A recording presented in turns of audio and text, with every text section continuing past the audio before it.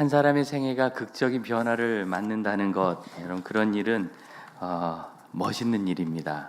그리고 저는 우리 권사님이 박 권사님이 100세를 사셨는데 아무리 연세가 많을지라도 이 세상 살아계시는 모든 시간 동안 지금까지 살아온 일보다 앞으로 사실 일이 더 멋있다고 믿습니다. 은퇴하고 다 그만뒀으니 그런 거 아닌가? 이제는 줄어드는 거 아닌가? 그렇지 않은 거예요. 여러분, 앞으로 지금보다 더 아름다운 생애를 산다는 것은 그동안 내가 하던 일을 지금보다 더 잘하게 되는 것을 의미하는 건 아닙니다. 생각해 보세요. 우리 권사님들보다 누가 밥을 더 잘할 수 있겠어요? 뭐 나이 드시면 지금보다 더 밥 잘하겠어요? 많이 하면. 이제 목사야 설교를 더 열심히 연구해서 말씀을 깊이 봐야 되겠지만, 그러나 그런 선 제외하고 우리 윤 집사님보다 차를 잘 수리할 수 있겠어요? 앞으로. 우리가 뭐 지금보다 더 오래 산다고 지금 하던 일을 더 잘할 수 있겠어요? 그게 아니라 지금과는 다른 새로운 일로 우리의 삶이 열려지는 것을 의미합니다.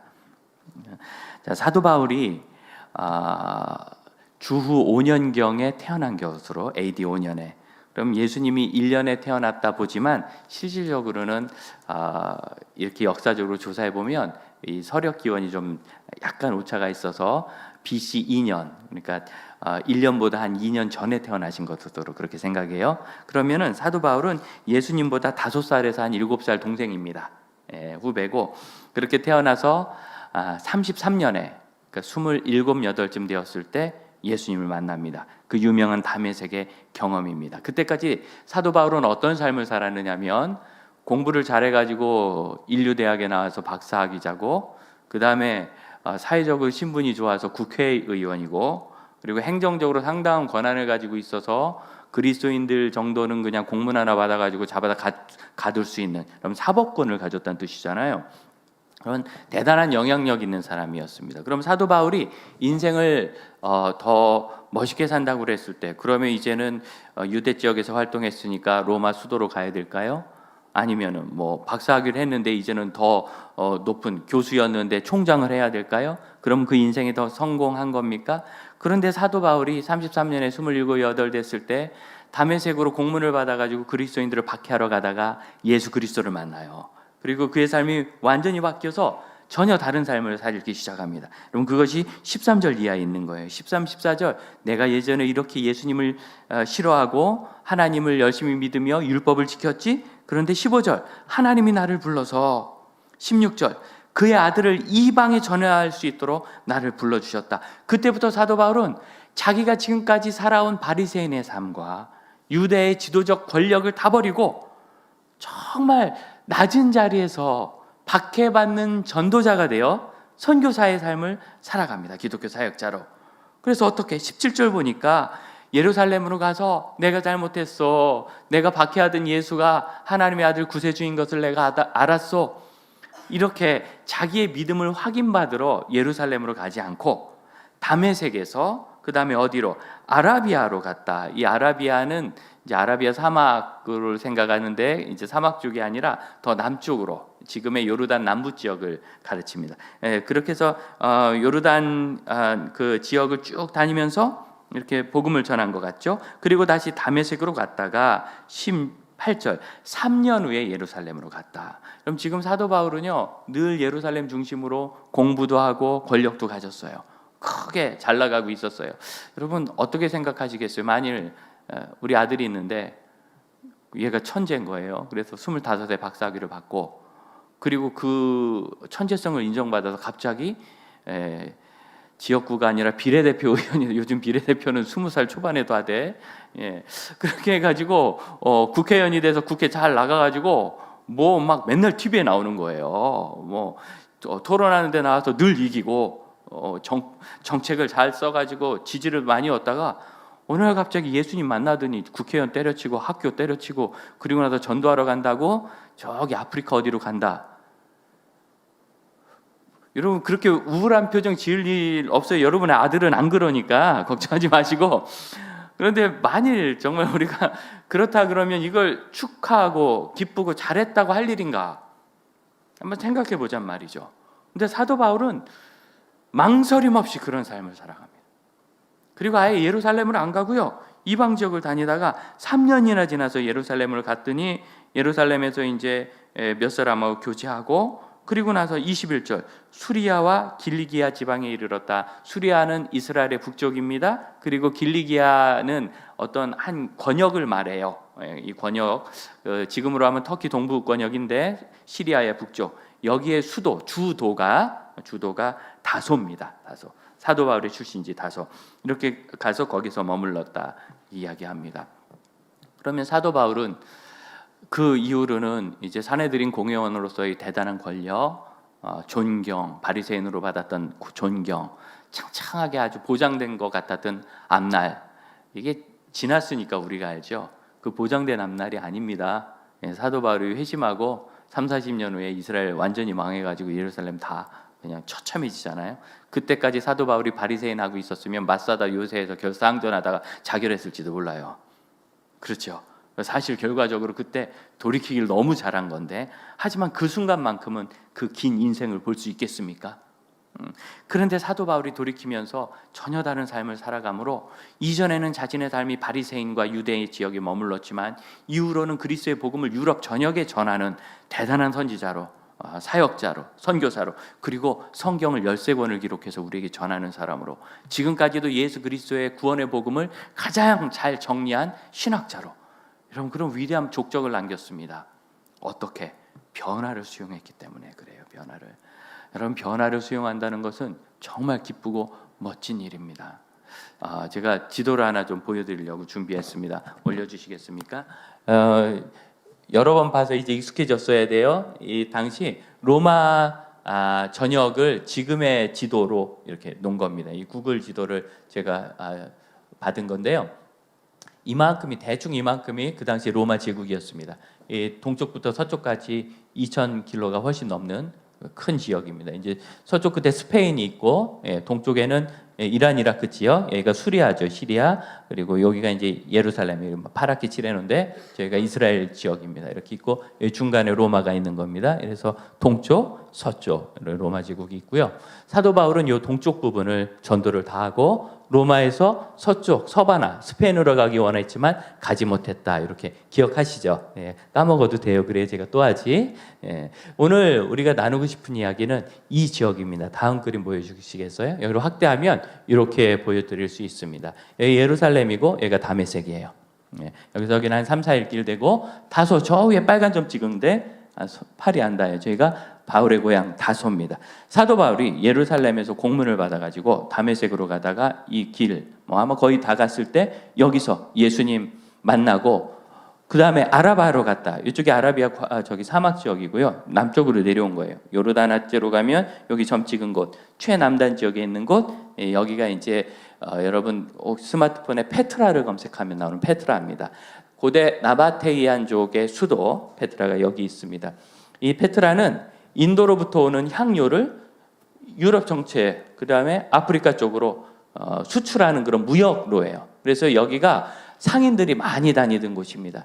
그때나 지금이나 장사하는 사람들이 많이 다니던 곳은 문화가 많이 발전하고, 왜냐하면 각국의 문화가 들어오니까, 그 다음에 돈이 많으니까 건축과 여러 가지 산업이 발전하고, 특히 숙박업 이런 거 발전하고, 문화적으로 굉장히 개방적인 그런 도시가 되게 돼요. 그래서 이 페트라가 사도 바울 시대에는 이 지역 다메섹까지 권력이 이렇게 크게 확장돼 있었어요. 로마가 전체 제국이지만 각 지역에 있는 영주들, 봉건 왕이죠. 분봉왕 헤롯 들어보셨죠? 이렇게 분봉왕들에게 다 권한이 있었는데, 나바테이안인들이 원래 여기가 에돔 족속의 땅이었다거든요. 근데 에돔 족속이 사라지고 나바테이안 족속들이 여기를 차지하고 북쪽까지 힘을 뻗쳐서 거의 한 예수님으로도 한 300년 정도까지, 400년 정도까지 상당한 영향력을 끼칩니다. 사도 바울이 다메섹에서 여기 간 거예요.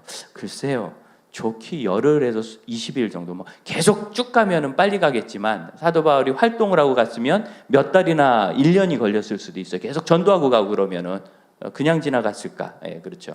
그래서 여기까지 왔다가 다시 다메섹으로 올라가고, 그리고 다메섹에서 이제 쫓겨서 예루살렘으로 갔다가, 예루살렘에서 쫓겨서 여기가 이제 가이사랴입니다. 가이사랴로 갔다가 북쪽 끝에 다소로, 그래서 수리아와 길리기아 지방으로 이동했다 이렇게 되어 있습니다. 사도 바울이 저렇게 남쪽 끝으로 갔을 때 이제 좀 보여드리고 싶은 사진이 있는데 잠깐 넘겨볼까요? 이게 다소에 있는 사도 바울 기념 교회입니다. 바울 시대 것은 아니고 그 위에 지은 건데 지금 저희는 갈 수 없어요. 위험한 지역이거든요. 제가 뭐 가자면 가지만 그 테러나 이런 것이 있을 수도 있는 그런 지역입니다. 시리아 접경지고요. 그다음 볼까요? 네, 여기가 다소의 문화를 보여줄 수 있는 그 대표적인 건물인데 클레오파트라의 문이라고 해가지고 이 성벽의 두께를 한번 보세요. 고대 시대, 바울 시대 저렇게 두꺼운 성벽을 이제 그 이후로 비슷한 시기에 쌓았던 거죠. 지금 저렇게 문만 남아서 왕년에 우리가 한 가닥 했어 이렇게 되는 겁니다. 그 다음에요, 여기가 이제 페트라로 들어가는 유적지 입구입니다. 입구에서 조금 들어간 길인데 굉장히 좁은 뭐 바위 틈으로처럼 생겼죠. 저렇게 돼 있는 틈 길이가 1.5km쯤 돼요. 그러니까 한 20분 이상 쭉 걸어가요. 다음 보여줄래요? 이렇게 걷고 또 걷고 계속 저렇게 좁은 협곡을, 아주 좁은 데는 사람 한 서너 명만 지나갈 수 있고 넓은 데는 좀 저렇게 차가 다닐 만큼 크기도 하고 저기로 마차가 다녀요 실제로. 그렇게 해서 저런 조그만 협곡을 1.5km 정도 걸어가면 그 다음 사진, 요게 나옵니다. 이게 이제 알카지네 신전이라고 흔히 얘기하는 건데 이 용도는 정확히 몰라요. 무덤이라고도 하고 신전이라고도 하고 뭐 관청이라고도 하는데 저 협곡 1.5km를 지나가면 저렇게 큰, 그럼 사람하고 사이즈를 비교해 보세요. 저걸 어떻게 만들었느냐면 바위를 파서 만든 거예요. 저 바위가 돌바위가 아니라 모래바위입니다. 사암이라 모래바위를 파서 저런 걸 오래전에, 지금부터 2000년 가까이 전에 저런 걸 만든 겁니다. 그 다음 저것만 있는 게 아니라 이 로마식 원형 극장, 그리고 그 다음 아주 넓은 곳에 아주 큰 도시가 그 안에 들어있어요. 그 협곡을 지나가서 이걸 이제 보여드리고 싶어서. 이게 무언가 저한테 저희 아이에게 안내하던 선교사님이 이게 뭐 같으냐고 묻더라고요. 그래서 발 같다 그랬어요. 무슨 발이냐? 이게 우상을 이렇게 쭉 진열하던 그 라인에 있어요. 그래서 우상들을 저 뒤에 쭉 모셨었습니다. 그러니까 이 도시가 아까 말씀드렸던 대로 무역하는 도시잖아요. 그러니까 전 세계 모든 무역하는 사람들이 여기를 다 지나가요. 그러면 각 지역별로 섬기는 신이 있어요. 우상. 그 우상들을 여기다 쫙 진열을 한 겁니다. 일종의 모셔놓은 거죠. 그러면 이제 뭐 며칠씩 몇 달씩 이동하면서 이 페트라에 왔다가 자기가 섬기는 신이 저기 있는 걸 보면 마음이 좋은 거예요. 그렇게 해서 만들어 놓은 겁니다. 저게 바울이 갔을 것이다 추측해요. 자, 예수님 만나고 다시 예루살렘으로 가기까지 3년 동안 사도 바울이 무슨 일을 했는지 적혀 있지 않아요. 아라비아로 갔다가 다시 다메섹으로 갔다가 예루살렘 갔습니다. 3년 후에 이렇게만 나와요. 그래서 그 기간이 어떤 일이 있었는지 우리가 모릅니다. 성경을 좀 봐야 되는데 사도행전 9장을 한번 펴보시겠어요?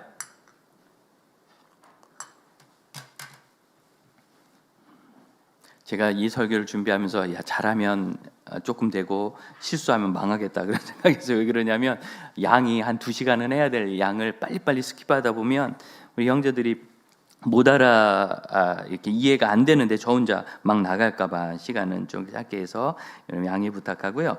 자, 사도행전 9장 19절을 보시면 사울이 다메섹에 있는 제자들과 함께 며칠 있을 때, 이때가 처음 예수님 믿었을 때입니다. 펜으로 쓰시고 싶으면 33년 이렇게 적으시면 돼요. 이때 처음 예수님 믿고, 그리고 이제 즉시로 예수가 하나님이심을 다메섹에부터 전파하기 시작했어요. 그럼 사도 바울은 나는 새신자니까 이제 성경 공부해야 돼 하는 것이 아니라 즉시로 예수님을 전하기 시작했어요. 그래서 22절 다메섹에 있는 유대인들이 아주 당황했습니다. 그 이후로 사도 바울이 아라바로 간 것 같아요. 아까 말씀드렸던 나바테이안 왕국으로 페트라로 간 것 같죠. 그래서 22절 아래에다가 아라비아 이렇게 적어두셔도 돼요. 그리고 갈라디아서 1장 17절이라고 적으십시오. 이 부분이 갈라디아서 1장 17절엔 아라비아로 갔다가 다메섹으로 다시 왔다 돼 있는데 여기서는 빠져 있는 거죠. 왜? 성경은 일부러 다 기록하는 건 아니거든요. 필요에 따라 기록해. 23절 여러 날이 지나서 이제 다시 다메섹으로 돌아왔죠. 아라비아로 갔다가 다메섹으로 왔다 그랬어요. 그래서 나바테이안 왕국 무역하는 사람들이 많고 이방인들이 다 다니고 저마다 자기 신을 모시고 있는 그곳에서 여러 신들 중에서 그리스도가 참된 신이시고 당신의 구세주라고 바울이 전도한 거예요. 우리 형제자매들 중에서요, 특별한 마음이 있는 분들이 있는데 이단에 빠진 분들 보면 가슴이 아픈 분들 계세요. 저 열심으로 예수 믿으면 정말 하늘의 상급 크고 많은 사람 전도할 텐데 어쩌다 저 이단과 사이비 종교에 빠졌나, 정말 가슴 아프죠. 사도 바울이 우상 숭배하는 사람들을 보면, 성경에 보면 이렇게 엿보는데 굉장히 들끓는 마음을 가졌어요. 그래서 여러분 정말 신을 열심히 섬기는 신앙심이 많은데, 심지어 알지 못하는 신에게 드린 제사상도 내가 봤는데, 여러분이 알지 못하는 걸 내가 알려드리는데 그분 예수 그리스도라고. 그러면서 너무 가슴 아파하면서 그가 이제 그리스 지역에 가면 아레오바고라는 곳을 올라가는데, 거기서 파르테논 신전이 저기 보여요. 보이는 그곳에서 사도 바울이 저렇게 여러분 5만 가지 우상을 섬기는데 그게 아니라 예수가 참신이라고 전할 때 그 마음의 열정이 얼마나 대단했을까. 정말 극적인 변화로 이전과는 완전히 다른 삶을 그가 살아간 거예요.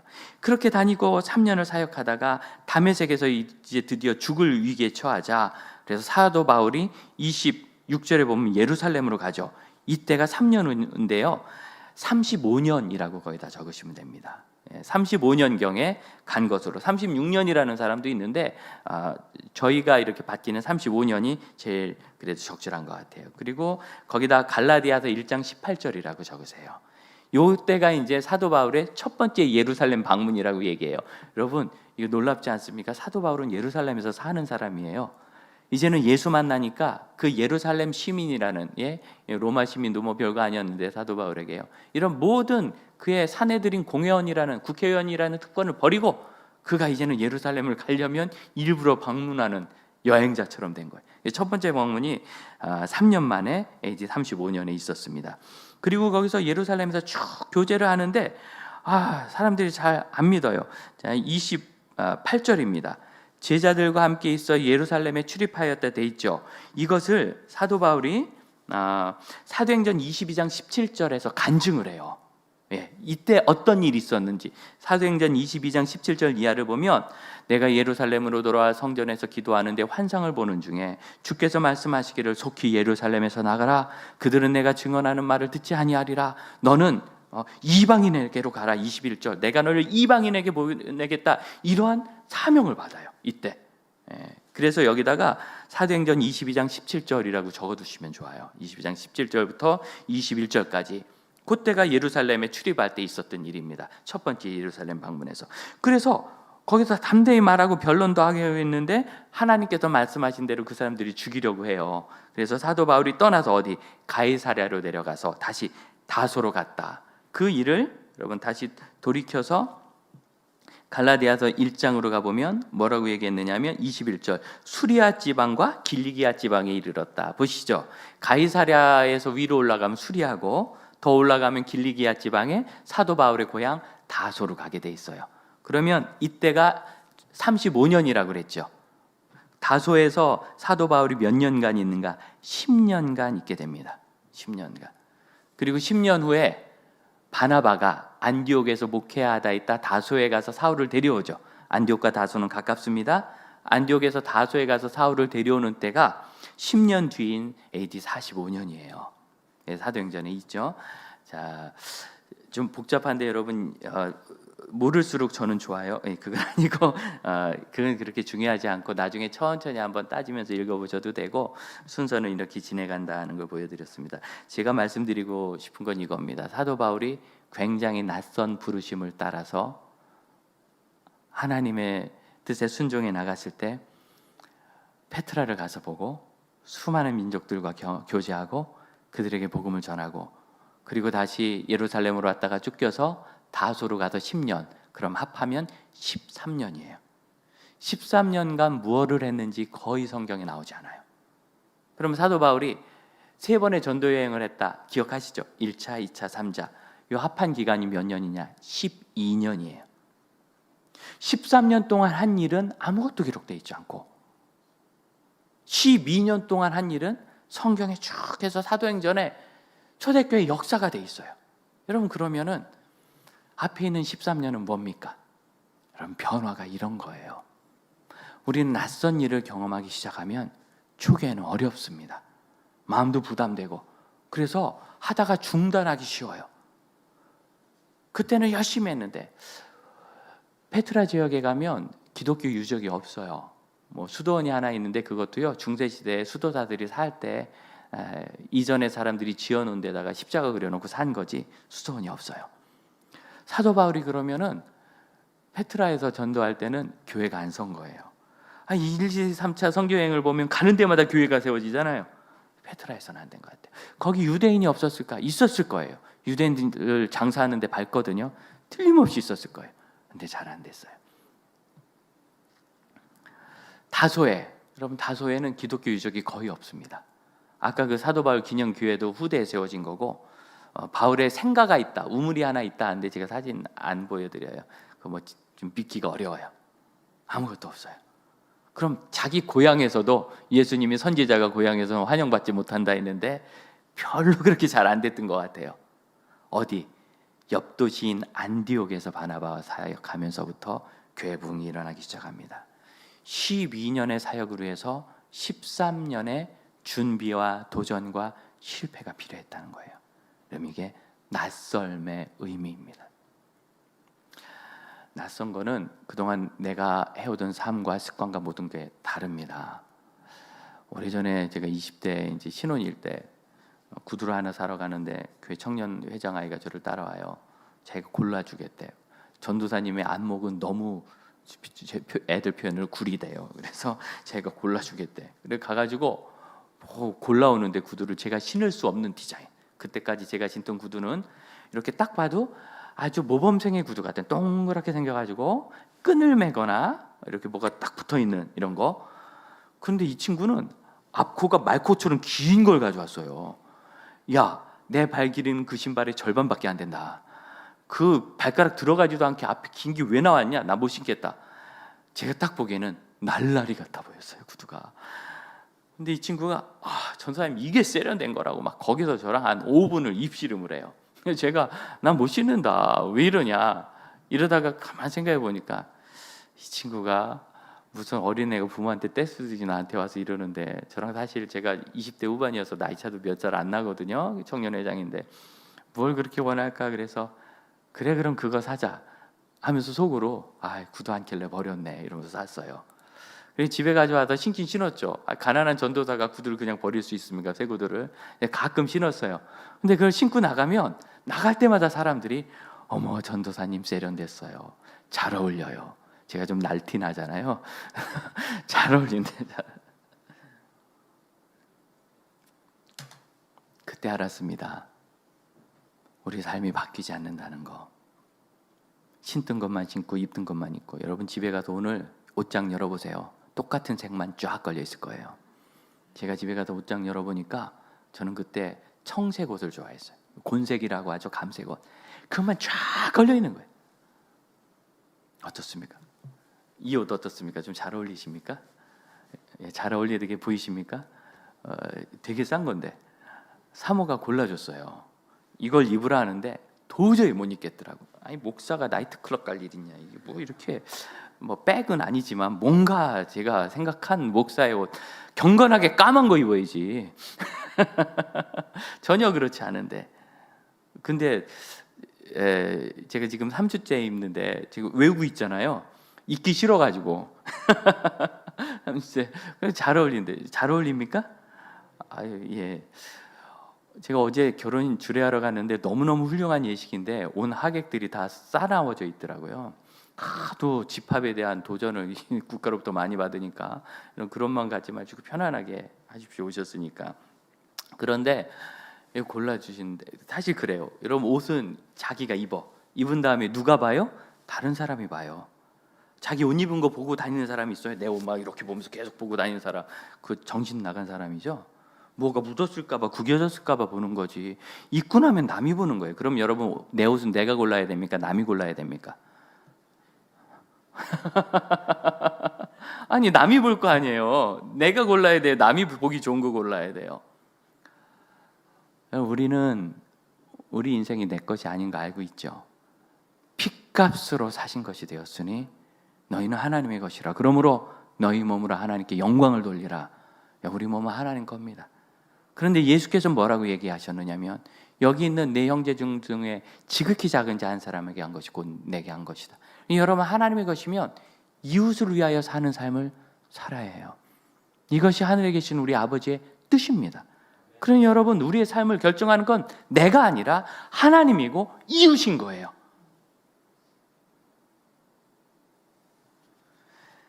우리의 삶이 더 복되고 아름답고 풍성할 수 있는데 늘 갇혀있는 것은 나에게 익숙한 것, 내가 편안한 것, 내 마음에 좋은 것을 늘 추구하고 있기 때문입니다. 베드로가 그랬어요. 여러분, 갈라디아서 2장 11절을 보면 베드로가 안디옥에 이르렀을 때 그를 책망한 일이 있습니다. 무슨 책망? 야고보, 주의 형제 예수님의 동생 야고보로부터 사람들이 왔는데 유대인들이죠. 안디옥 이방교회에서 이방인들과 식사하면서 교제하다가 유대인들이 왔다는 소리를 듣고 다 그리스도인인데 내가 이방인하고 이렇게 교제하는 걸 보면 부정하다고 할까? 그래서 베드로가 쓱 도망가 버렸어요. 그랬더니 그 자리에 있던 유대인 형제들이 다 도망가 버렸어요. 이방인 교인들 남겨놓고. 그러자 바나바까지. 여러분, 바나바 누구예요? 안디옥 교회의 사역자예요. 안디옥 교회 사역자인 바나바까지도 그 외식에 넘어가가지고 쑥 나간 거예요. 왜? 베드로가 그러니까, 제일 존경하고 그래도 리더인 베드로가 그러니까 저게 맞나 하고 다 유혹돼 버린 거죠. 베드로는 바울과 비교하면요, 율법엔 비교할 수 없는 사람입니다. 여러분, 바울은 바리새인입니다. 율법을 위해서 인생을 바쳤던 사람이에요. 그런 바리새인은 예수 만나고 그 율법을 다 버렸는데 해봐야 어부였던 베드로는 뭔 자기가 율법을 대단히 지켰다고 유대주의에서 빠져나가지 못하고. 이 갈라디아서는요, 갈라디아서 1장 6절을 보세요. 어리석도다 갈라디아 사람들아, 누가 너희를 속였느냐? 너희가 다른 복음을 쫓는구나. 이 다른 복음이 율법주의였어요. 여러 가지가 있지만 제일 핵심은 그 율법주의에 대한 신랄한 비판을 하면서 사도 바울이 이 성경을 쓰니까 베드로가 여기 그냥 등장했죠. 실예로. 베드로도 우리가 율법처럼 사로잡히는 게 있어요.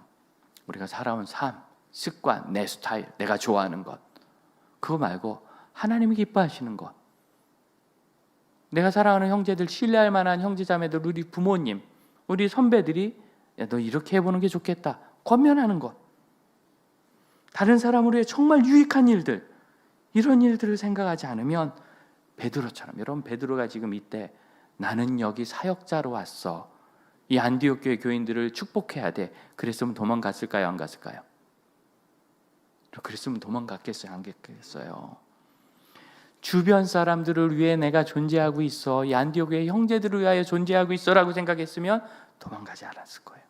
베드로는 지금 자기 삶을 누가 부르셨고 왜 부르셨는지 모르고 있어요. 사도 바울이 국회의원 되는 거 버렸더니 인생 망한 것 같지만, 여러분, 저렇게 대단한 도시 지금 가봐도 너무너무 대단하거든요. 저런 모든 것을 로마 전역을 다니면서 그가 죄수의 신분으로 로마에 입성할 때 그 하룻길을 나와서 사람들이 영접을 해요. 그가 배를 탔을 때요, 하나님께서 폭풍으로 이 배를 흔들어 가지고 배에 있는 모든 사람들이 사도 바울에게 복종을 해요. 하나님은 순교의 바울을 받으시기까지 그를 계속 놀랍게 사용하셔서 하나님의 일을 드러내셨습니다. 여러분, 낯선 삶은 굉장히 행복합니다. 그동안 내가 살던 것과 전혀 다르지만 놀라운 은혜가 거기 있어요.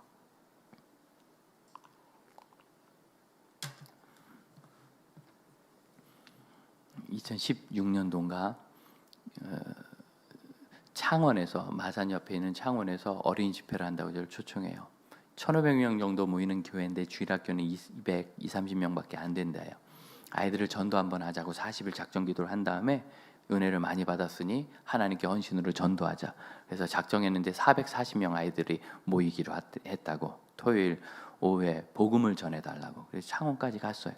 440명 모이겠다는 교회에 여러분 1,000명이 모여있는 거예요.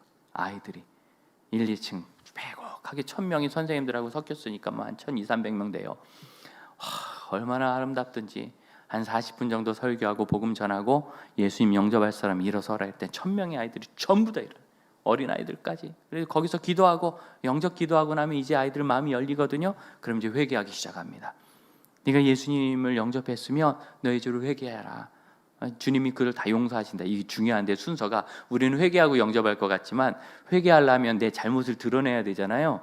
그러면 용서라는 이 뭐를 갖고 있어야 좀 이게 쉬워요. 아이들이 이제 예수님 믿었으니까 용서받는 거 아니까 그 앞에서 자기가 학교에서, 가정에서, 또 교회와 이웃 가운데 잘못한 것을 회개하고 개인적인 악한 마음을 회개하고 울고, 정말 영광스럽습니다. 한 2주 뒤에 다시 연락이 와요. 부모들을 모아놓을 테니까 강의를 해달라고. 그리고 났는데 그때 창원 지사장 하시던 분, 지금 극동방송 사장이신 한기분 장로님이셨는데 와서 이런 제안을 하세요. 목사님, 그 당시 창원이 복음화율 7%였대요. 6%, 7% 여기 왔다 갔다 하는데 중국도 9%, 13% 뭐 얘기를 이렇게 할 때였어요. 여기는 중국보다도 더 선교지입니다.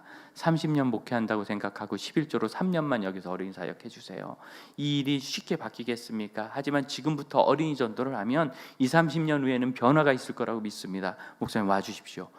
그렇게 얘기하는데 제가 너무 낯설었어요.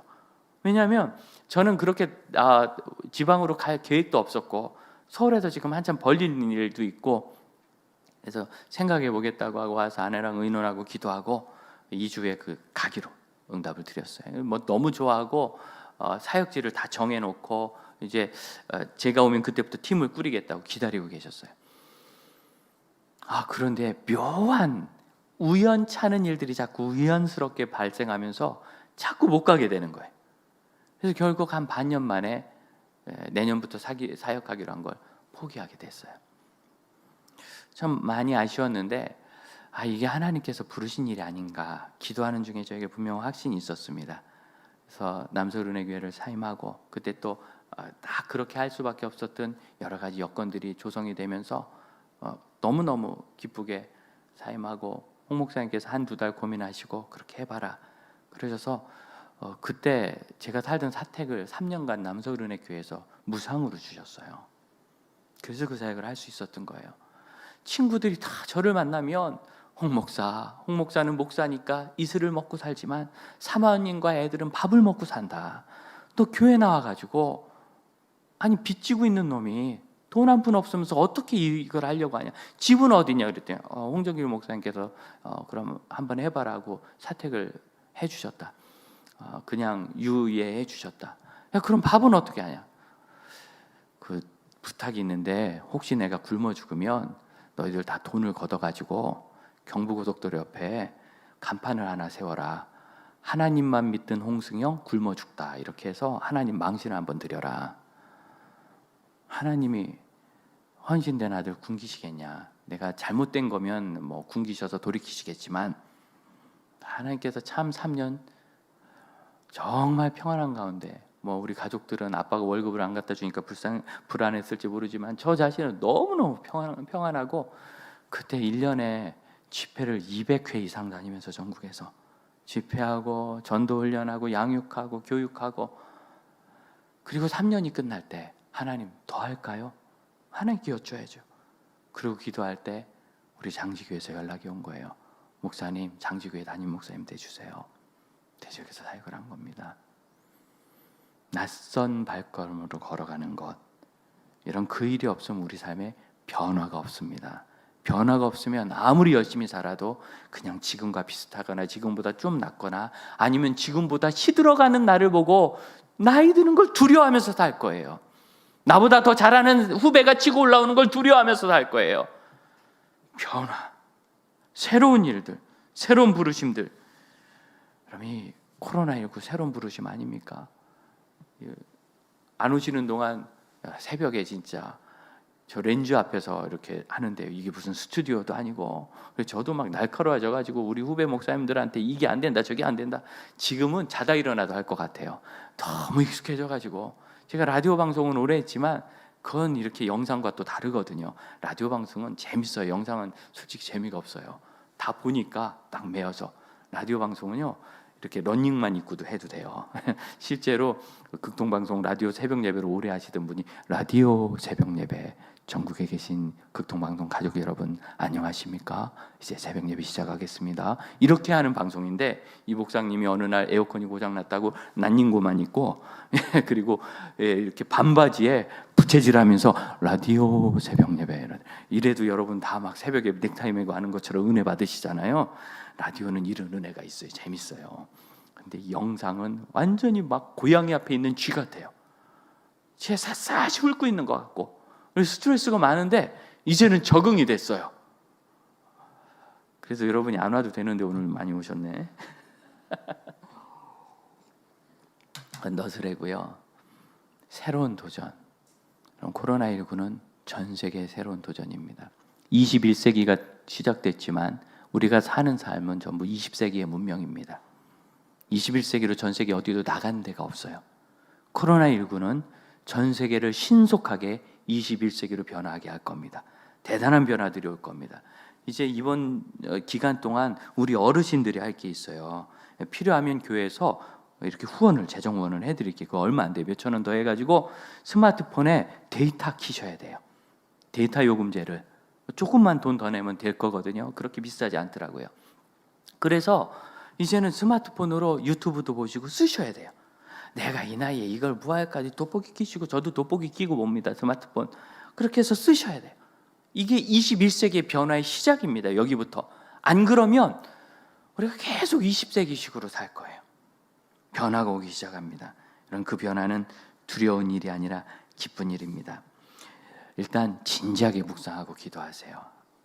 묵상하고 기도하세요. 사도 바울이 예수님을 만났을 때 3일간 먹지도 마시지도 않고 기도했죠. 하나님, 이 일은 어떻게 된 겁니까? 그 다음에 익숙한 내 생활로부터 하나님 뜻으로 이전하세요. 두려워하지 마세요. 다 할 수 있어요. 그리고 중요한 거, 큰 시각을. 사도 바울이 그걸 다 버리고 갔지만 13년간은 다소 고향에만 10년이 있었어요. 변화가 없었어요. 그런데 14년째 안디옥 사역부터 터져나가기 시작했습니다. 기억하시에요? 그래서 긴 시각을 갖고 와야 돼요. 우리는 3년이면 여기 3년이 뭐예요? 3개월이면 다 포기할 거예요. 전도하는 교회들이 부흥하지 않는 이유는 전 이렇게 가르쳐 드립니다. 10달도 안 해서 그렇다고. 기껏 해봐야 한 3개월에서 5개월. 석 달만 지나보세요. 전도팀 다 사라지고 한두 명밖에 안 남아요. 그래서 안 되는 거예요. 긴 시각이 없어요. 긴 시각이. 되든 안 되든 꾸준함이 우리에게 필요합니다. 이 시간 함께 기도합시다.